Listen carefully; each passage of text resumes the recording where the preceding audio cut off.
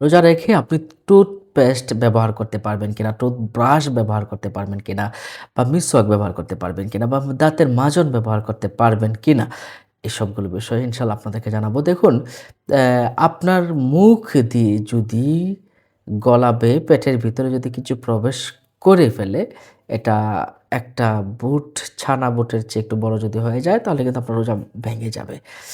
আর যদি ছানা বুটের চেয়ে একটু কম হয়, অল্প পরিমাণ হয়, তাহলে রোজা মাকরুহ হয়ে যাবে।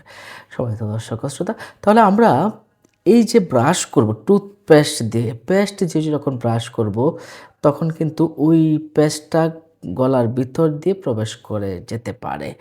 হুম, এবং আপনি যদি ছালি দিয়েও যদি ব্যবহার করেন বা মাজন দিয়ে যদি আপনি আঙ্গুল দিয়ে দাঁত মাজেন, সেক্ষেত্রেও কিন্তু এটা পেটের ভিতরে চলে যেতে পারে। আপনি যত সাবধান থাকুন।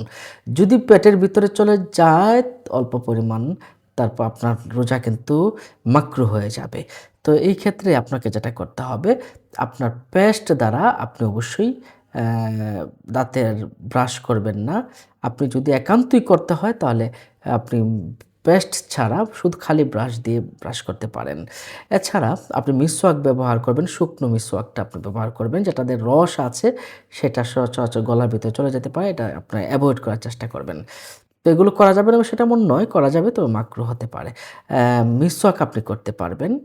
আর আপনি দাঁতের মাজন দ্বারা এটা ছালি জাতীয় যেটা হয়, এটা দ্বারাও আপনার এভয়েড করা উচিত। এই ক্ষেত্রে আপনাকে মনে রাখতে হবে, রাসূল করিম সাল্লাল্লাহু আলাইহি সাল্লাম বলেছেন যে, আপনি রোজাদারের মুখের গন্ধ আল্লাহ পাকের কাছে মেশক আম্বরের চেয়ে অধিক প্রিয়। সুতরাং এটা নিয়ে খুব দুশ্চিন্তা করতে হবে না। আল্লাহ পাক এটা খুব ভালোবাসেন। নিশ্চয়ই বিষয়টা উত্তরটা